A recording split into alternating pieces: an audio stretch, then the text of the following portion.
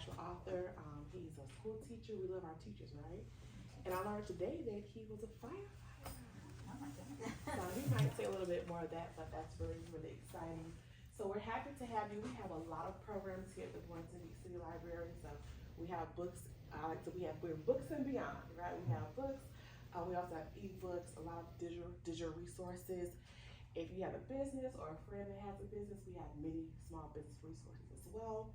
If you don't have one, we have our program calendar, so don't let this be your last time visiting us. And tell me your name. Elaine, and I talked to you earlier, right? Yes, Joanne. Joanne got our Boynton Beach Library card today. Let's have her in. So if you don't have a library card, no, I'm excited. We love to get our card holders. I watch those numbers every month. So I'm excited. So if you don't have a library card, get one today. You don't have to be a Boynton Beach resident. So I'm going to close my mouth because I'm excited to hear from Jeff. So let's give Jeff a warm welcome. Well, hello everybody, welcome. Yes, I'm Jeff Keene, Roman numeral II. My dad was senior, my son's the third. So I'm glad you're all here, joining on this rainy day, blustery day out there. So you're here to learn about this book, Under the Rainbow, and its story. Well, get ready because it's a roller coaster of a story and it's not over yet. We'll talk more about that later. You may be wondering why I'm called the Peg Leg Penman.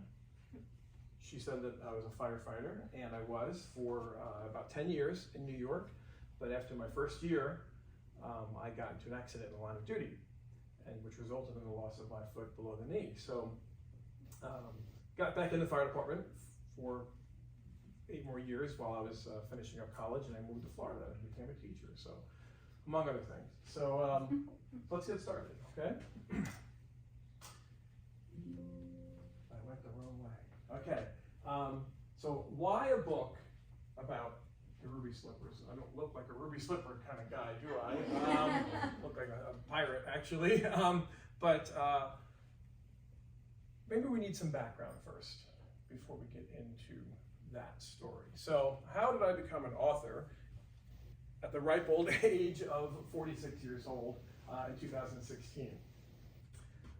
Seems like a long time to wait to start becoming an author, but obviously many of you are seasoned and you know that it's never too late to start something that you feel driven toward it. So, but I had never written anything in my life besides like school assignments, okay? As a matter of fact, one of my school assignments was published from 1988. I wrote it as my senior assignment in high school. It was this screenplay, fictional screenplay, about an adventure that was loosely based on a real adventure that my cousins and I had on the South Shore of Long Island. And then it was published years later without my my newer writing and editing skills. So if you ever find it in the Long Island Traditions newsletter, you'll know that it was pre-training for being a proper author. So, and then I attended seminary. I was a science teacher in middle school, but I was also a Bible teacher for teenagers at my local church in Plant City, Florida, 2012. So I took some few master's classes because I felt I needed to know more about the Bible and not be a hypocrite, and talk about something I don't know too much about. One of my assignments was actually to write a textual criticism on one of the stories in the New Testament of the Bible, the Pericope del Terra, from the book of John. And I had to argue for its inclusion in the book. So I had never done that before either. And this was a very challenging opportunity for me. And I did learn a lot about the research process during this time. I mean, yeah, I have a college degree, but it's not the same when you're trying to write something. But I got caught up with this story of this woman. She kind of laid it on my heart. And this is the front page of my paper, my 10-page research paper. So 3 years after that, I had hypergraphia, just this intense feeling right here in my chest that I want to write about this subject and this woman's life, this unnamed woman's life. And she had no name in the Bible. She had no past. She had no what happened after she was saved. So 3 years later, my degrees were in biology, chemistry, linguistics. I didn't know any authors. I wasn't even an avid reader, other than the Bible at the time. But I just felt driven to sit down and start writing. But as soon as I started writing, the first paragraph, I'm like, okay, well, she's in ancient Jerusalem. I don't know anything about ancient Jerusalem. I don't know anything about modern Jerusalem. So here comes the research, right? Tons and tons of research, just collecting, jotting down things on paper. The pile was getting thicker and thicker and thicker, and all my notes, and I was driving my wife crazy. And a lot of details, okay? Just like what they wear, what they eat, how did they meet, what language did they speak. I had to learn some words in Aramaic. I had to contact a professor at UCLA, California, about some of these words and how to translate them. And then, of course, I poured over that research, poured over all the notes that I took, and was able to put something together, okay, called Pericope by J.C. Keene. I later changed my pen name to Jeff Keene II, and of course my brand to the Peg-Leg Penman. But I started to write, and then finally I completed my manuscript. I did it in about 8 months, something like that, from February to September. So I knocked out a manuscript in 8 months. I'd never written anything before in my life, but it was bad. it was not worthy of my readers. Let's just put it that way. Okay. So this is just a story. This is the tale of how somebody becomes a writer. Very few people start with this shiny platinum object that people are going to want to throw money at them for. And I wasn't even doing this because I wanted to make any money. I was just doing it because it was laid upon my heart. I had to write about this story. And that's me at Staples, standing there, flipping through my first, printed manuscript. In order to save money, I had to put 2 pages per sheet front back. Okay? But then I realized that there were some anachronisms, there were some paragraphs that needed to be moved around, and sure, lots of editing. I didn't know even the difference between showing and telling, I didn't even know where an ellipsis was supposed to be instead of a hyphen. It was just that bad, all right? So this is my wife and I. My character was a female, so my wife had to read it first. No, she wouldn't say that. She wouldn't respond like that, so thank God I had that. But this is me editing and making changes here. And then sharing with other people, editing, polishing, repeating, making sure that there are people looking at my work, telling me that this is, chapter by chapter, this is the way, not the way it should read, but this would read, this would read better. So 2 years, I felt it was ready to publish, but it would be another 4 years, so a long time, and several rejections, which is a classic story of, authors, right? Before a publisher would pick it up at a writing conference here in Florida, up in Leesburg of all places, in the middle of nowhere. There's agents and editors and publishers all over the room, and it's very scary. I worked very hard on this. You want to look at it, stranger? That's how scary it is. So finally signed a contract in 2022 with WordPress Press, and that's me signing the contract there. So 2 books came out of it. They're both award winners. This one just won first place for the Christian Indie Awards this year for fiction. This is the 2nd book in the series. The 3rd one is in the process and the works, so there'll be a trilogy. They're all novels. They're all historical fiction novels. But that's not what you're here for. You're here for this book, okay? But I did need to give you some background about how this came to be. And so let's get a little bit into that story without giving give away too many details out of the book itself. But I will give you a good intro, okay? So this book is it's not about Wizard of Oz. It's not about Dorothy Gale or the character Judy Garland, the actress who played her. It's not about many things that people might think the lore of Wizard of Oz or anything like that. So what I'm going to do is I'm going to read some excerpts from the book for you, okay? And then we'll go into more about why I did write that. So, all right. Not too long, don't worry. I'll try to use my teacher voice. I teach down in Boca Raton, by the way. Science of all places. Yes, I am playing hooky today. I am, yes. You guys are more important today. Okay. Disclaimer. This book is not an attempt to replicate the fine research done and literature created by those who came before me regarding the renowned ruby slippers. My goal is not to provide the particulars a fan would love about the Wizard of Oz movie-making lore, nor to delve into the fine details of those persons involved with the ruby slippers before the 21st century. Nor will I endeavor to deliver a biography of Judy Garland, all of which has been exhaustingly covered by previous authors and investigative reporters with exemplary credentials in their fields. Well done. The purpose of this volume is to introduce the reader to the true story of one particular pair of shoes, the traveling pair. Yes, there were 5 pairs, but this narrative focuses on the most infamous pair. How and by whom did these shoes move through this past century? And what mischievous havoc have these ruby slippers wrought upon those who coveted them as a possession or simply focused their thoughts upon their sequined brilliance, for good or for bad? Reader beware, many believe this pair of slippers is cursed. Find out why. Dun, dun, dun. Okay, so no one really knows the true full story of how these iconic pair of slippers were stolen on that fateful night in August 2005. The perpetrators went unidentified for many years, leaving the mystery unsolved for almost 2 decades. Then the shoes were recovered in 2018.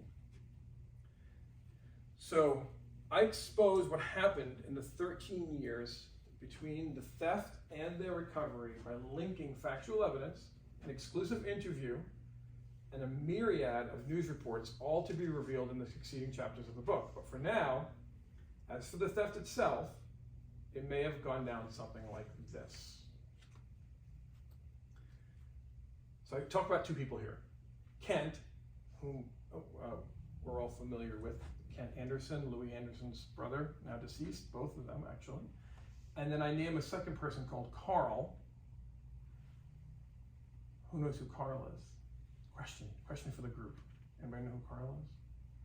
He's the actual one who's being indicted right now for the theft of the ruby slippers, but I didn't know his name was Carl when I wrote this. Okay, so I introduced the book with a little bit of fiction because that's my background. So I put a little bit of fiction in the very first chapter, and then we move into the nonfiction. So I jump into the middle of the chapter here. 45 minutes later, the men entered Judy Garland's hometown. Carl cut the engine of the aging white Chevy Lumina, turned off the headlights, and rolled into the parking lot of the museum. Other than the colorful signs muted by late night shadows, it looked as if they'd pulled up to someone's house. Garland's old childhood home stood in front of the men through the car's windshield. The main museum building lay to the right. Their target entry stood on the south side, facing the historic home, just as we were told.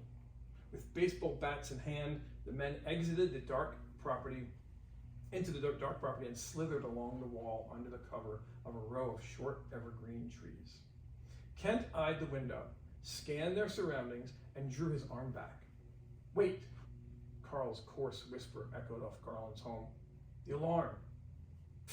What alarm? Crash! Glass spilled from the door's broken window in tiny pieces that reflected the red light from the interior exit sign as they bounced onto the floor of the hallway. Kent reached in and pushed the bar, releasing the latch. 3 seconds later, Carl stood in the building alone. He turned to Kent. "A quick right turn, isn't that what he said?" Kent nodded, then turned to scan the parking lot again. Carl turned the knob and the door to the darkened gallery creaked open. Unlocked? No guard? The pedestal holding the prize stood on the floor in front of him. while the other displays and Hollywood artifacts in his periphery went black. His focus was singular. My turn. Carl strode forward, making a beeline for the ruby slippers. He raised his bat and let it fall onto the plexiglass case without hesitation. Shards of the clear material fell about his feet onto the linoleum tiled floor. He grabbed the shoes with gloved hands and thrust them into a small canvas duffel bag. One shoe rubbed on the zipper, sloughing off a tiny, single, ruby-colored sequin. As the dark red disc, the width of a pencil's eraser, tumbled through the air, Carl made his way out of the museum. The entire caper took a mere 45 seconds to carry out. Okay. So, the FBI called me about that story. How did you know that? They actually called me and they met with me in those apartments right there at the corner of Ocean and US 1, where I lived a couple of years ago. They said, we have a copy of your book. We want to come talk to you. How do you know this? Who's Carl? How do you know it was a white Chevy Lumina? You know, how do you know what time it was and things like that? And I was like, it's all fake. I'm a fiction writer. I paid to lie. I paid to make up stories. Please, please, please. But it wasn't really that bad. So that was interesting, though, to have been interviewed by the FBI. But how did this? Again, how did I, with the science background and the fiction background, how did I get into this particular story with that particular information? So, you know, about the ruby slippers. This is actually a picture of a replica pair of ruby slippers at the Wizard of Oz Museum in Cape Canaveral, Florida. The curator there, Mr. Fred Trust, he and I met, and I did a book signing down there about a year ago, last month. And he had those replica shoes that he had somebody make as a company. I think they're in Australia, but I don't know. And they make beautiful shoes. I mean, those look amazing, like the actual originals, but they're simply replicas. He let me take them out and do some photography with them, so it was really fun. But it was all because of this man, right here. This guy carrying an automatic Uzi machine gun and holding up his hand.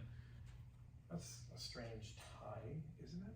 How does this have anything to do with that? So this is actually retired, now deceased,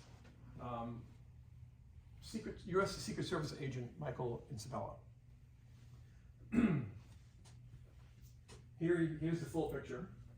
That's Jimmy Carter, right there. Okay. And some of his fellow Secret Service agents. This is him and his wife meeting Gerald Ford at the White House. This is him with Carter again. This is him in the foreground with Jimmy Carter. And that's him in the background with Reagan and Mrs. Reagan. He served for 20 plus years as a Secret Service agent and retired in '92 and moved to Florida. That's where I met him. And that's where I met his daughter. And then his daughter and I got married, had 2 children. Okay, so he's my father-in-law. But eventually, he met a neighbor at a new condominium that he moved to. Two condominiums later, actually.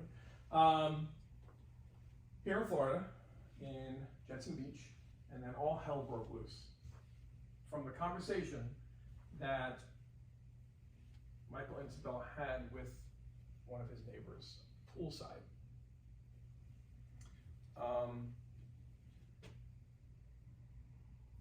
In the end, he was done with the ruby slippers, like many people were at the end of their experience. Hopefully it's not going to be my experience, but at the end of their experience with the ruby slippers, he said it is done. He was the, let's go back to this slide. He was one of the key players in getting those ruby slippers back from whomever was in possession of them for so long. The entire story, of course, is in the book, but it had to do with a very simple conversation at the poolside. So he was just talking to this famous Minneapolis lawyer, who was his friend, and he asked him. He asked him a little bit about his years of guarding people, and at one point in his career, after he was a Secret Service agent, he was in charge of leading the Italian-American dinner, a very famous one in Washington, D.C. every year. The security for that, he was in charge of the security for that. And he would bring in fellow retired or off-duty Secret Service agents to form a detail to protect presidents, dignitaries, famous actors, other luminaries, and things like that. And so the conversation got to the lawyer asking Mike, who was your favorite person to guard out there? And it was a famous baseball player. So and then the lawyer said, well, who's the worst person? Who's the worst person? And Judy Garland had already been gone by this time, right? So this was probably in the late 80s, early 90s when this happened, I guess. Sometime, yeah. So who's Judy Garland related to? Liza Minnelli. Okay, so Liza Minnelli was the worst person that he ever had to handle at one of these affairs, these huge affairs in Washington, D.C. And so the story went into that and said, oh, it just so happens, at least that you speak of Liza Minnelli, that I know a person who can, if we work together, can get these shoes back.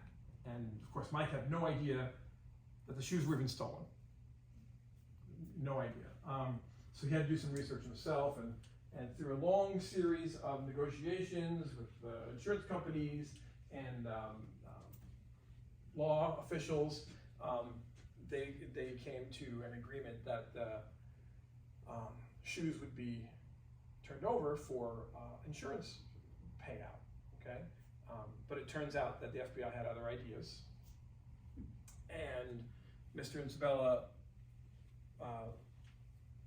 may have been duped by the lawyer into believing that this was all going to go well, and so things did not go well. The shoes were confiscated, the money was never offered, and they raided his home and took all his stuff, his computers and everything. They raided a retired Secret Service agent who was commended by the FBI for his service with them in the past, had crystal clear record, of being a civil servant and all the things that he'd done for this country and for community. And the shoes were in the possession already in Minneapolis, and yet they were raiding his home down here in Florida for we don't know why. So in order to help clear his name, he sat down with me and told me everything. And we didn't none of his children knew about this whole story until it had passed. So I started writing this book in the April of that year of 2022, and then I finished it by the time he passed in September or August, of the same year. So it was a fast ride, but it was something that he wanted out there. He wanted his name cleared, and so the only way to clear somebody's name is to tell the truth. So that's what I did here. We told the truth. The FBI believed it. No, no. But it really was, and I mean, so much so that I've gotten 2 calls from 2 different producers who are making documentaries about this whole fair. So they want to interview me on camera, which is kind of nerve-wracking, but it's very fun.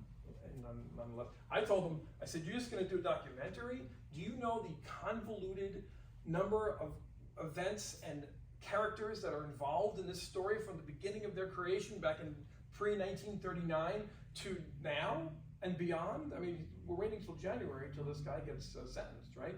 This Terry Martin fellow, who is Carl in the story. He's not, we're sure, not even giving up all of his information. So we can make a multi-season episodic series out of this, or a full-length movie, or it's just amazing how much information is involved in this. So so in the end, like I said, like many people, and in the back of the book there's actually a timeline, and there's a breakdown of all the people who were involved with the shoes and what happened to them afterwards. You say coincidence, maybe an curse. So in the end, he became ill, and he passed away. I'm not going to say it's because of the shoes, but the stress of the entire situation was just almost too much for anybody to handle.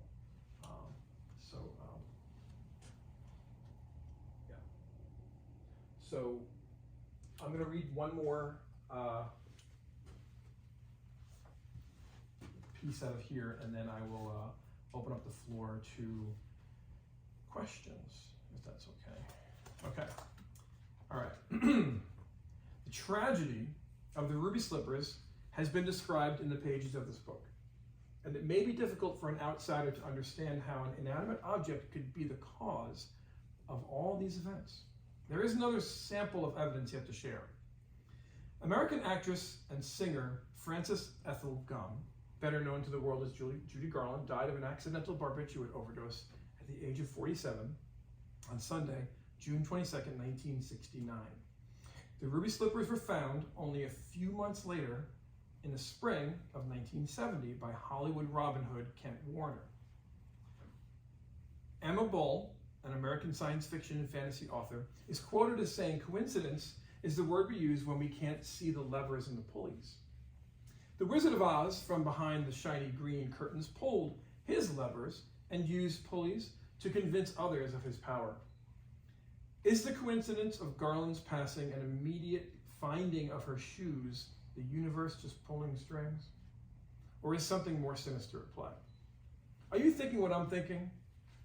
What if the dark spirit that tormented and abused Garland all those years found its way to the shoes as they lay dormant in that abandoned back lot loft? What other object, full of movie magic or otherwise, could have been chosen that bound Garland so tightly to the roots of her tragic life? Just imagine the ethereal essence rising from Cadogan Lane in London, flying over the Atlantic Ocean to witness Garland's funeral in New York City 5 days later, and then seeking out those ruby slippers in California and resting there until found and brought out into the limelight just months later to shine upon her fans once more. Just as Harry Potter's Lord Voldemort split his soul into pieces and set them to reside within meaningful inanimate objects, so too we can envision this dark force's attempt at immortality. So that's it.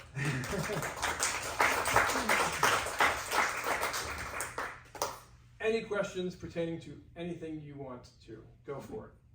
Go for it. Has your father-in-law's reputation been restored? As far as the FBI is concerned, they're the ones who would need to make such a statement, and that has not been forthcoming yet. We don't know if that's going to be something that happens after the January sentencing, so that we can close this book and then the shoes can be released back to the public again. The insurance company owns the shoes, so we would hope that they would go back to a museum or or something like that, not into someone's private collection. That's what we would hope, but not yet, not publicly, not at present. This is the best attempt that we've had so far. Hi. Hi, I read your book, very good. There was you said something about the shoes that we all have seen if we've been to the Smithsonian is not a matched pair. Could you speak about that? Yes, correct, that is true. That is one way that they authenticated the stolen pair, because when they brought the stolen pair, and there's a whole story in the book about how they transported them over, the FBI took them to DC, to the Smithsonian, to get the experts there to look at the shoes.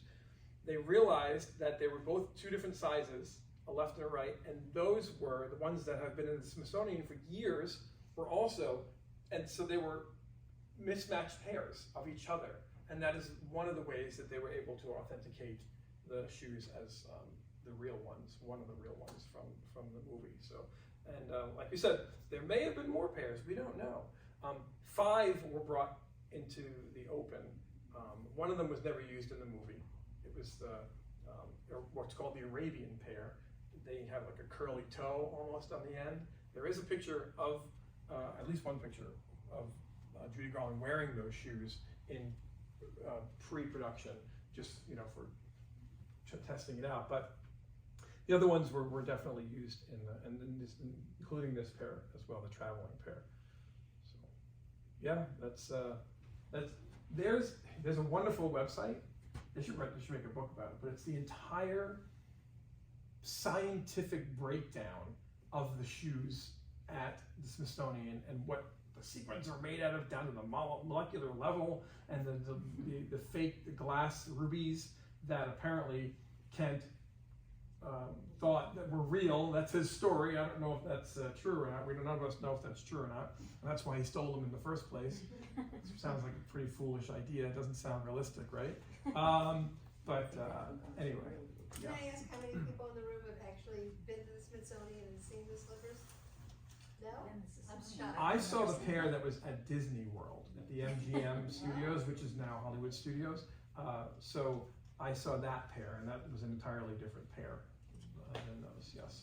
But it's, and there's another place you can see a pair in the Museum of Academy Sciences or something like that in California and LA. There's another pair there as well for display. Those were purchased by a few Hollywood bigwigs who had the money to say this needs to be in a museum. The whole Indiana Jones idea needs to be in a museum, and so they donated probably a few million, because these shoes are the ones that this book's about are the ones that were stolen are now probably around $6 million, and they're the costliest, the most expensive Hollywood artifact in history.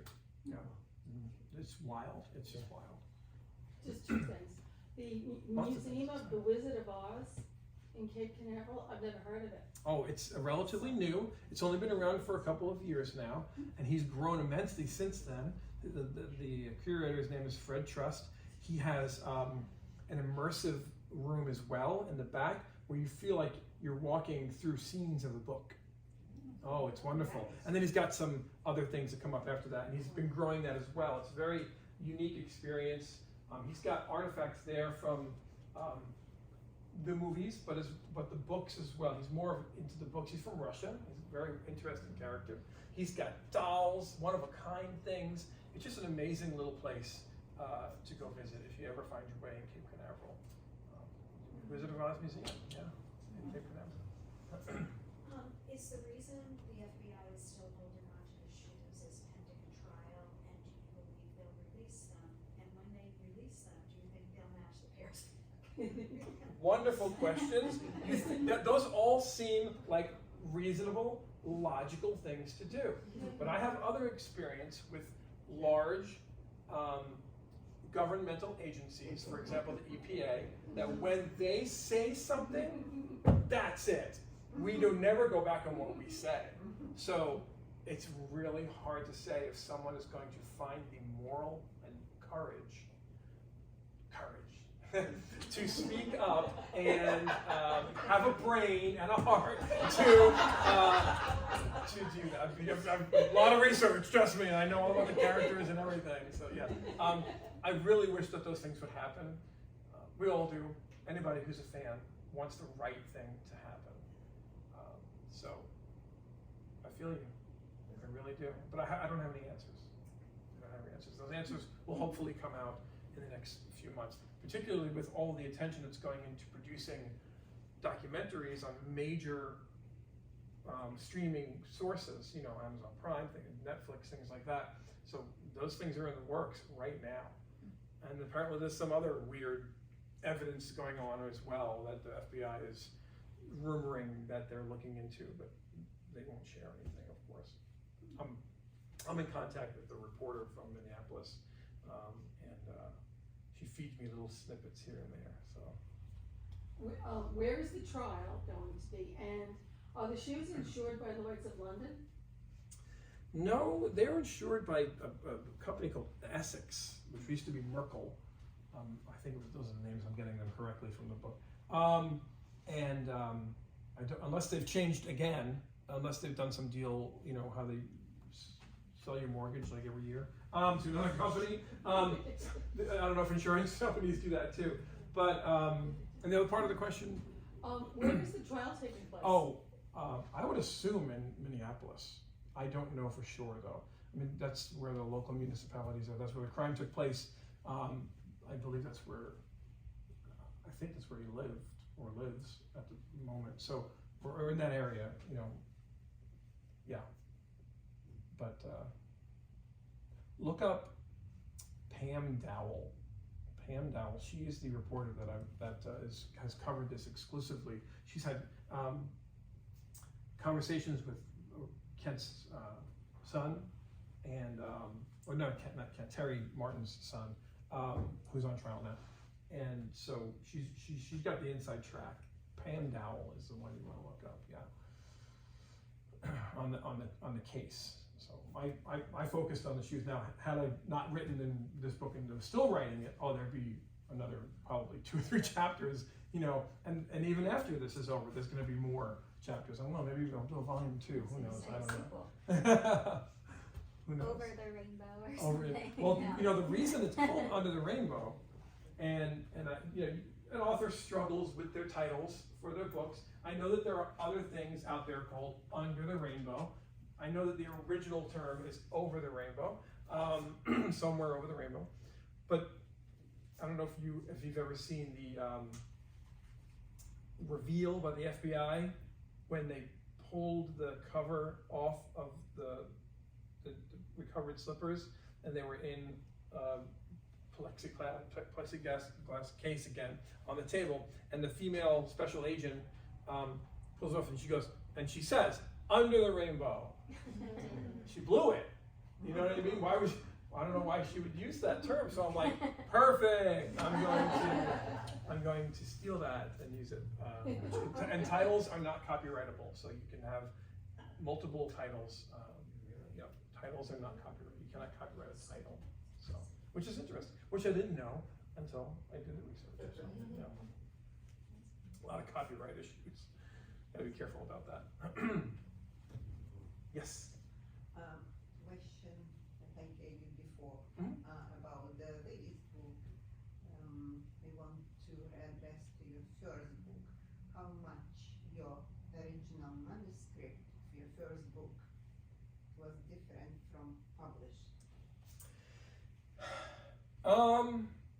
I want to say not much, and that's the truth. Yes, your editor, who works for your publisher, perhaps or perhaps not, will change some things. But typically, it's if you are already trained through a process, you don't have too many changes. That's my experience. You know, you see movies, TV shows, whatever, where the author, you know, has to cut whole chapters out, or make, you know, it's too long, and you've heard it with songwriters as well. You can't have a 6-minute song. It has to be 3 minutes or 3.5 minutes, and that's it, you know? So you have to cut. And nobody likes to kill their babies. But there are some things that you have to change. I was blessed enough that I did not have to change that much. Maybe some, you know, verbs or something like that, you know, some sentence fragments or something, or my editor will be reading it and the question is, well, how does this, I don't understand what happened here, this is confusing, and I'll be like, oh, okay, and I'll fix it. Little things like that. So really, I would say 97% of the book was not changed. Yeah, in all of them, the 3 that I've got traditionally published. May I ask you, what got you started on the subject initially? Because of your father-in-law and the discussion you had with him?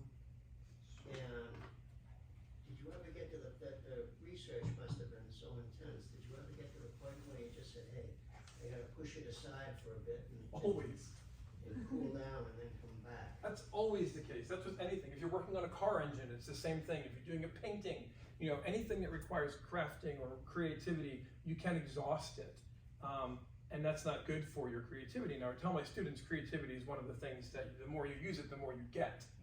And that's true in the long run, but you don't want to tire yourself out. So yeah, it can become overwhelming. So yes, I did get into this book because once my father-in-law revealed to his family this background story, there was just too much information there, and to be honest with you, I can't remember if it was he or I who said we should write a book about this, because that's like every conversation I have with somebody now is, your story is so interesting that could be a book, you know. I have a T-shirt that says, "Careful what you say. I'm a writer, and I could use what you say." Yes, we just let's just say that we simultaneously came up with the idea to put this into writing and to serve the purpose of clearing his name. So,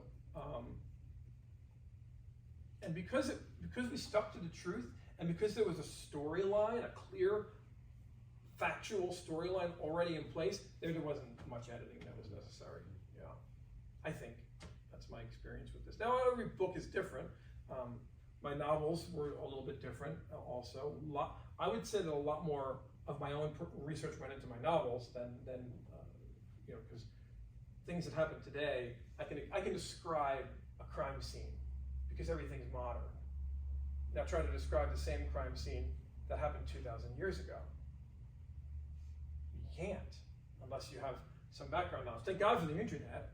Otherwise, because seriously, this happened to me one time. So I'm at a book signing event for Pericope, for my first book, and a woman says to me, "Well, have you ever been to Jerusalem?" And I said, "Oh, I've never had the opportunity." She just turned around and walked away. And I guess she doesn't know what the internet can do.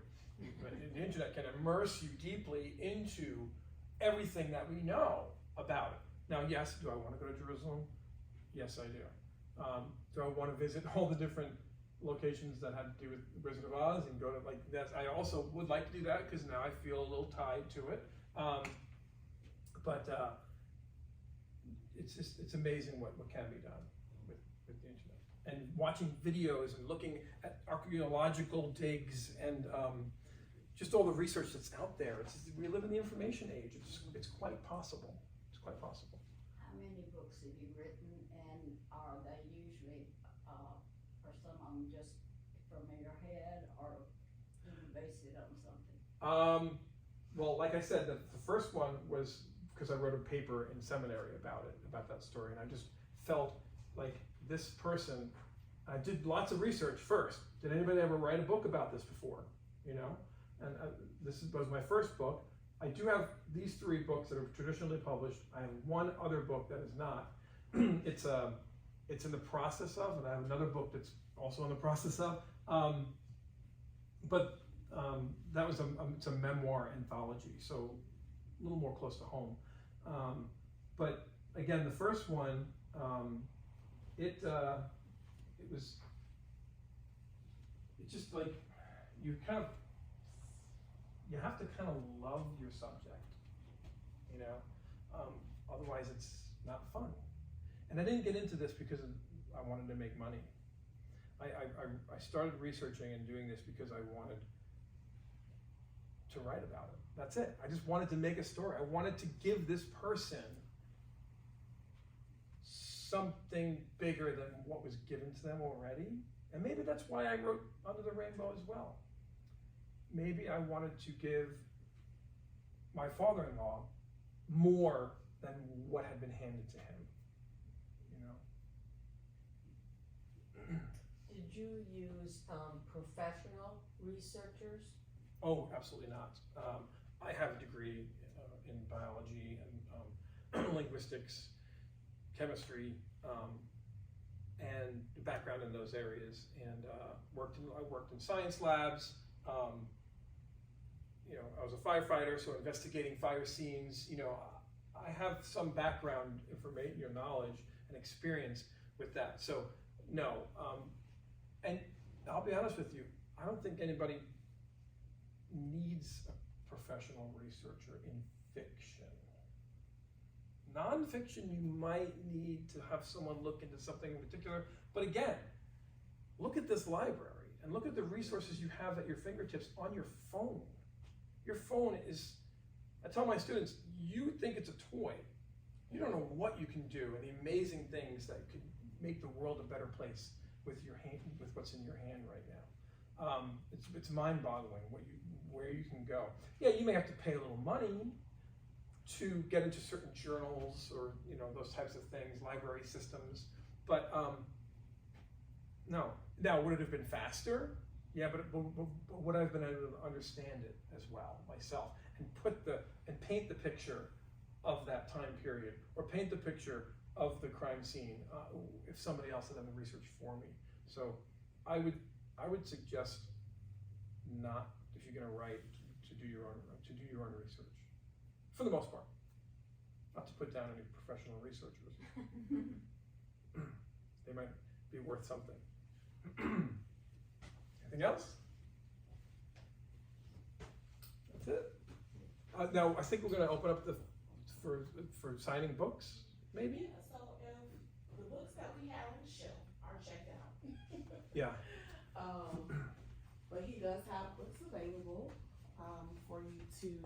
If you like to purchase a book, you get the book signed. You do that. Take a picture with. Yeah, of course. Whatever you want to do. Show your grandkids that you met an author. I think the first author I met in elementary school was Sharon Draper, and I remember that experience forever. I always tell people I met Sharon Draper before. So I like to meet different authors, but we thank you so much for coming. Feel free to hang out with us here in the Florida room or out and about. Because it's a little wet outside. But again, thank you for coming. If you have any suggestions of programs that you would like to see, please let me know. I'm your girl. I'll do my best to make it happen. We'll do our best to make it happen. And let's give Jeff a hand. I'm just gonna grab my camera over here. Yeah. Jeff, I had one comment. Please go ahead.